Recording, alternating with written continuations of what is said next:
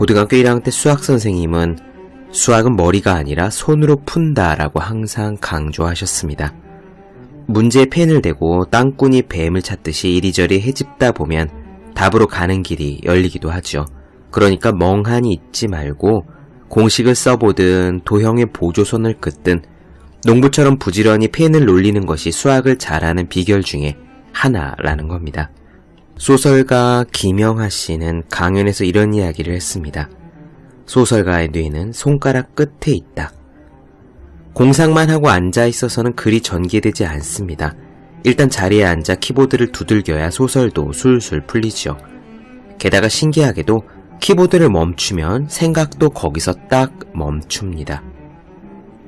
유명한 책 생각의 탄생을 보면 이와 같이 몸으로 하는 생각에 대한 사례가 많이 나옵니다.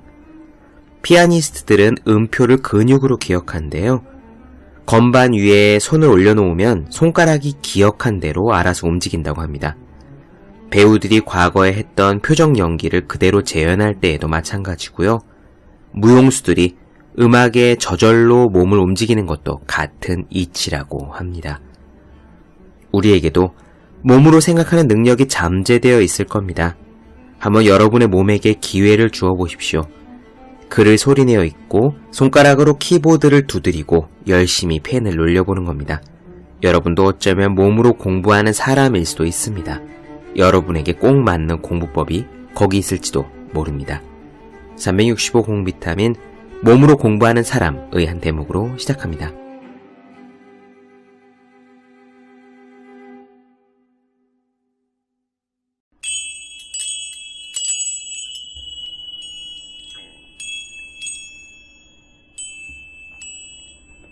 네, 안녕하세요. 본격 공부자극 팟캐스트 서울대는 어떻게 공부하는가 한지우입니다. 우리는 지금 박경철 선생님의 자기혁명을 살펴보고 있습니다. 오늘은요, 진짜와 가짜에 대한 이야기를 해보겠습니다. 제가 좋아하는 만화가 몇 개 있어요. 또래 남자애들에 비해서 만화를 많이 본 편은 아닌데 정말 좋아하고 여러 번 본 만화들은 몇 개 있습니다. 다들 이름은 아실만한 만화예요. 드래곤볼, 슬램덩크, 베르세르크, 창천항로 같은 겁니다. 그 중에서 베가본드라는 만화가 있습니다. 슬램덩크를 그린 작가가 그리고 있는 작품인데 아직도 연재 중이죠. 일본의 전설적인 검객 미야모토 무사시의 일대기를 그린 건데 사실 언제 끝이 날지 모릅니다. 플롯이 정해진 것이 아니라 계속 이어져요. 그 작가도 어느 인터뷰에서 말하길 사실상 끝을 정해놓고 그리는 게 아니라 그냥 자기 내면의 이야기를 계속 해나가는 것 같다라고 말했습니다. 작가 이름이 다케이코 이노우에입니다. 그 만화 베가본드에 제가 좋아하는 문구가 하나 있어요. 미야모토 무사시가 무사 수행을 하며 전 일본을 떠돌고 있는데 무사시에게 덤비는 검객들이 많거든요. 무사시를 배웠다고 하면은 단박에 유명해지니까요. 그리고 또 스스로 화려한 옷을 입고 시종에게 천하제일 검객 같은 말이 써진 깃발을 들게 하고 다니는 검객도 여럿 있습니다. 무사시는 그런 사람들과 일일이 붙어서 칼을 맞대며 단 한 번도 패한 적이 없었죠. 전에 내려오는 공식적인 진검 승부만 70여 회 정도 된다고 하니까요. 아무튼 그 베가본드에서 무사시가 이런 말을 하거든요. 이 세상에 진짜는 도대체 얼마나 될까? 그렇습니다. 거들먹거리는 무사들, 명성을 위해 자기에 달려드는 무사들을 수시로 베어 넘기며 하는 말입니다. 세상에 진짜는 얼마나 될까? 저는 그 말이 참 가슴에 와닿더라고요. 진짜라는 거는 진실된다는 의미겠죠. 물론 갈고 닦은 대단한 실력이 기본으로 전제되어 있어야 할 겁니다. 그리고 어느 분야든 열심히 하다 보면 진실된 것과 아닌 것이라는 내면의 기준이 생긴다고 저는 생각합니다. 이를테면요, 글을 쓰잖아요. 예전에 저는 그 어니스트 해밍웨이가 진실되게 쓰는 것이 중요하다 같은 말을 운운하면은 그게 무슨 말인지 전혀 이해하지 못했거든요. 그런데 요즘은 조금쯤 알 것 같습니다. 무언가를 쓰거나 말할 때 내 안에 진실된 것이 고스란히 담긴 말과 글이 있는가 하면 보여주기 위해서, 어떤 척을 하기 위해서 일부러 약간의 가면을 쓴 듯한 느낌을 받으며 쓰거나 말할 때도 있습니다. 그런 갈림길에 선 느낌을 항상 받아요. 일하는 매 순간 말이에요. 오늘은 진짜와 가짜에 대한 이야기입니다. 다소 추상적이긴 하지만 곰곰이 새겨볼 필요가 있을 것 같아요. 먼저 미술 작품들을 대할 때 진짜가 과연 무엇이냐 하는 이야기를 가볍게 짚습니다. 우리는 모나리자를 알고 있다고 말하지만 그 모나리자가 진짜 모나리자냐 하는 것이죠. 저는 사실 파리 루브르 박물관에 가서 모나리자 앞에 있는 접근 금지선까지 가서 봤습니다. 그러니까 일반인이 갈 수 있는 한 최대한 가까이 간 건데요.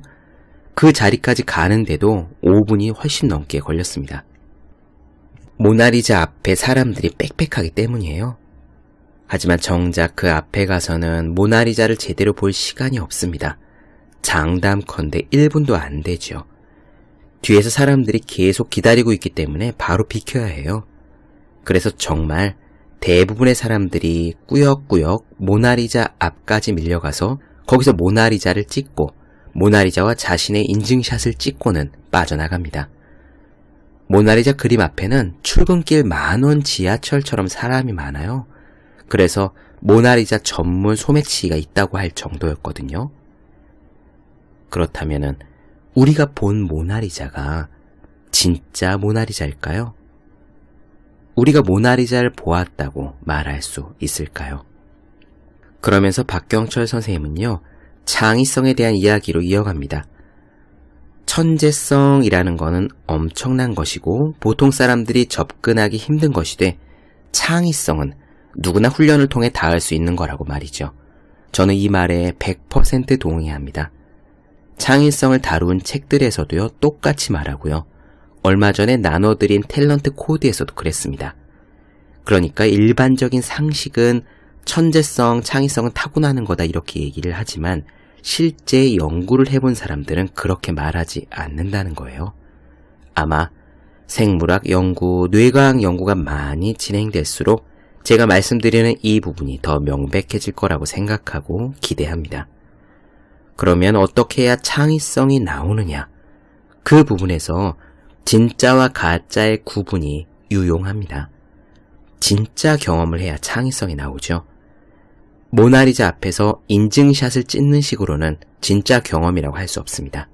차라리 별로 유명하지 않은 다른 그림 앞에서 오랫동안 멈춰서서 보고 느끼고 감동받는 편이 더 진짜 경험에 가까울지도 몰라요. 어떻게 해야 창의적인 삶을 살 수 있느냐라는 화두, 그것에 대해 궁금증이 있으신 분들은 오늘의 이야기에서 힌트를 얻으실 수도 있을 것 같습니다. 말씀이 길어졌네요. 그럼 오늘 이야기 시작해 보겠습니다.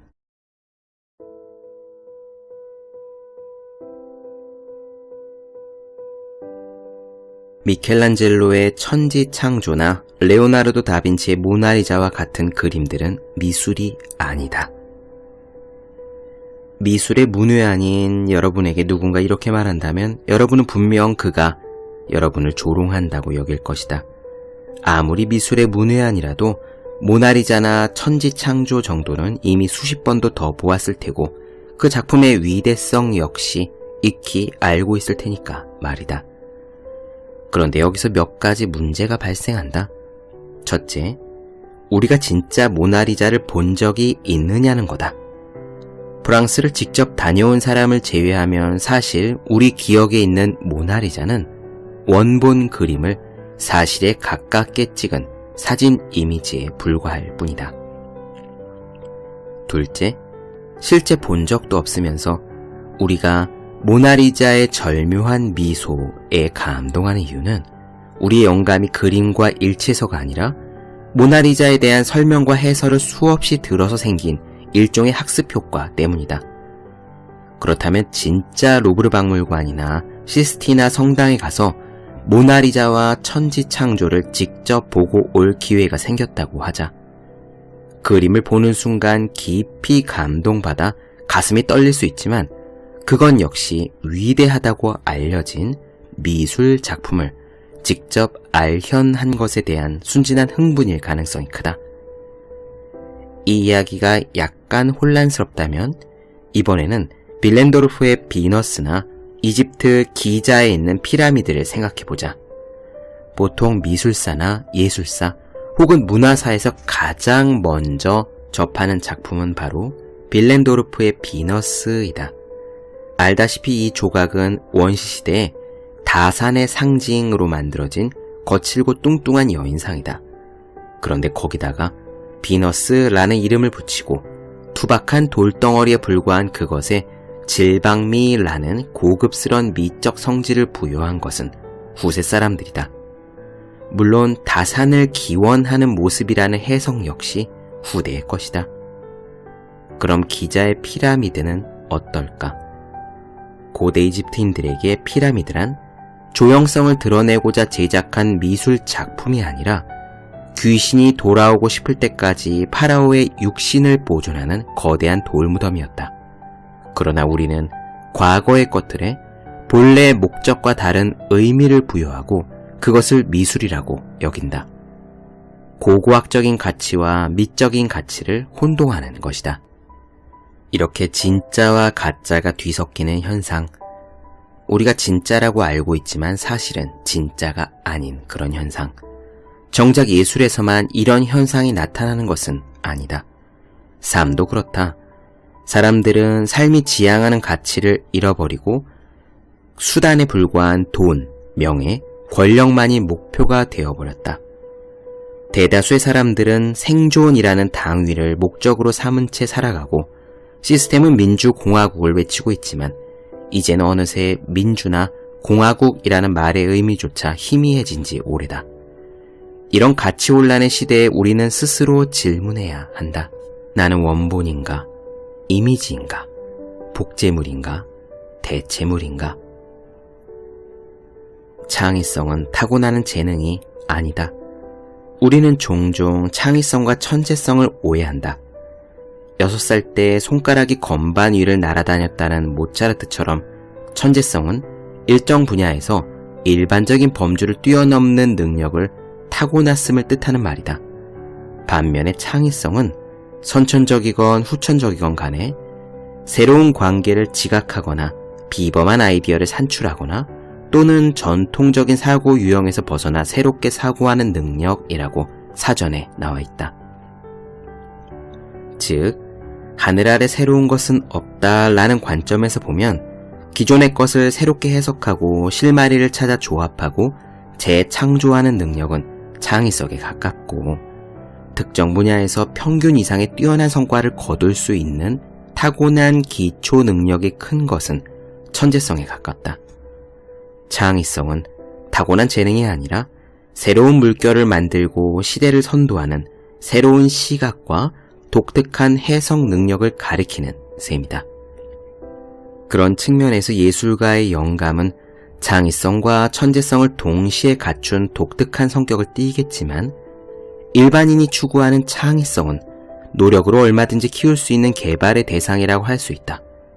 하지만 문제는 그 발현의 과정인데 광고인 박웅현 씨는 창의성의 개발에 대해 이렇게 말한다.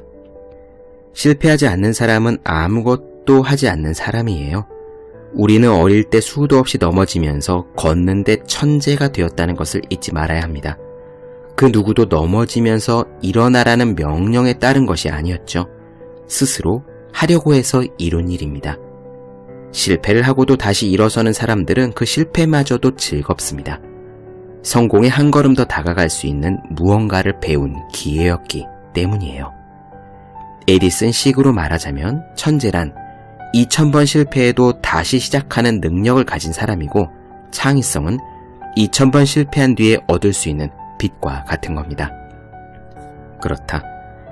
내가 모 방송사의 인터뷰 프로그램을 오랫동안 진행하면서 만난 수많은 사람 가운데 가장 창의적인 사람 중 하나라고 느꼈던 이의 말치고는 너무 겸손한 이야기로 들리지만 특히 국어사전이 정의하고 있는 것처럼 창의성이라는 말이 새로운 것을 만들어내거나 발견해내는 능력을 의미한다면 박웅현 씨의 이 말은 틀린 것일 수도 있다.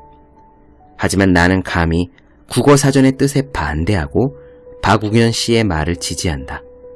창의성이란 하늘 아래 없던 것을 있게 하는 것이 아니다. 있게 하라라는 것은 신의 말씀이지 인간의 언어가 아니다. 즉 창의성은 발견이지 발명이 아니며 하늘 아래에 있는 것들의 새로운 용도를 발견하고 그것을 재조합하는 능력인 셈이다. 그렇다면 어떻게 해야 이런 발견을 할 수 있을까? 무엇보다 다양한 것들을 많이 접해야 한다. 실제 세계건, 책이나 정보를 통해 얻는 간접 세계관 간에 내가 겪어보지 않은 것들을 경험하고 만나지 못한 사람들을 만나고 익숙하지 않은 것들을 접하면서 새로운 발견과 사고를 할 수 있다. 그런데 안타깝게도 우리는 이 부분이 꽉 막혀 있다. 입시전쟁, 스펙 경쟁을 치르는 과정에 도움이 되지 않는 일은 모두 배척된다. 나와 다른 환경에서 자란 친구와 교류할 수도 없고 내가 경험하지 못한 세상을 주유할 시간도 없다. 청년들은 알바에 시달리고 학생들은 시험에 찌드는 상황에서 새로운 환경에 대한 신선한 모험은 원천적으로 불가능하다. 우리 사회의 창의성 부재는 바로 이 지점에 가장 큰 걸림돌이 있다. 창의성이 화두가 되면서 체험학습 같은 것이 중요해지자 부모들이 주말마다 아이들 손을 잡고 유적지를 찾아 나서게 됐다. 그러나 정작 그들의 손에 들린 것은 무슨 답사기라는 책과 해상도 좋은 카메라 그리고 메모지 뿐이다. 아이들은 책에 쓰여있는 견해를 무비판적으로 읽으면서 유적과 예술품을 저자의 눈으로 복사하고 카메라로 복제하며 안내판의 글자들을 메모장에 옮겨 쓰기 바쁘다. 독서교육 역시 추천도서 요약본으로 제공되고 과외 선생님의 지도에 따라 논술에 필요한 핵심 주제만 뽑아 암기하는 식으로 급히 마무리된다. 창의성의 발현은 그런 수준 낮은 흉내내기가 아니라 직접 보고 듣고 경험한 추억의 퇴비 속에서 이루어진다. 동물원의 황새가 슬픈 눈으로 사육사에게 먹이를 받아먹는 장면이 아니라 어린 시절의 툇마루에 앉아 생생하게 목격한 황새가 미꾸라지를 잡아먹는 모습에서 창의성은 꿈틀거리는 것이다. 예를 들어 나는 걷는다와 같은 뛰어난 여행기를 읽고 자극을 받았다면 실제 내가 그 길을 따라 걸어봄으로써 영감이 얻어지는 거지 책 속의 사진 몇 장이 영감과 창의성으로 연결되는 것은 아니다. 진정한 창의적인 영감은 눈과 피부, 근육과 뼈가 체험하는 현장에서 자극을 받고 거기서 싹튼 호기심이 가라앉아 있는 나의 의식과 무의식을 흔들어 새로운 조합을 이끌어내는 것이기 때문이다. 만약 창의성을 고민한다면 사람을 만나되 나와 다른 사람을 만나고 땅을 밟 때 처음 밟는 땅을 밟고 책을 읽되 생소한 분야를 읽어야 한다. 생소한 것들이 부단하게 나를 자극할 때 그 자극에 의해 지각이 갈라지고 용암이 터져 나온다. 나의 경우에도 20대 후반에 가장 크게 고민하던 점이 바로 이런 부분이었다. 나름대로 인문사회 부분의 독서는 해왔지만 예술 분야에서는 문외한이었기 때문이다. 미술은 모나리자나 천지창조를 떠올리는 정도가 기껏이었고 음악은 대중음악이나 클래식 음악에 이르기까지 젬병이었다. 이것은 창의력 측면에서 치명적인 약점이다. 고민 끝에 그때 선택한 방법이 클래식 음반 100장 듣기와 곰브리치로 시작한 미술사 공부였다. 친구에게 추천받은 음반을 밥 먹을 때도 수술실에서도 심지어 베갯머리에서도 틀어놓고 들었다. 또 전시회가 열리면 찾아가 우두커니 서서 몇 시간이고 그림을 바라보았다. 그럼에도 여전히 부족한 문화적 소양이 뼈아프긴 하지만 돌이켜보면 그 정도 시작도 하지 않았다면 어땠을지 너무 아찔하다. 절대 잊지 말자. 우리 내면에는 모두 창의성의 씨앗이 자라고 있다. 다만 그 씨를 틔우기 위해서는 다양한 경험과 독서, 공상을 통해서 창의성이 자랄 토양을 기름지게 가꿔야 한다. 또 몸으로 실천하는 행동을 통해 그 싹이 돋아날 수 있는 기회를 마련해야 한다. 우리 스스로 창의의 싹을 틔우기 위해 부단히 노력할 때 그때 그 속에 바로 자아 실현의 길이 있다.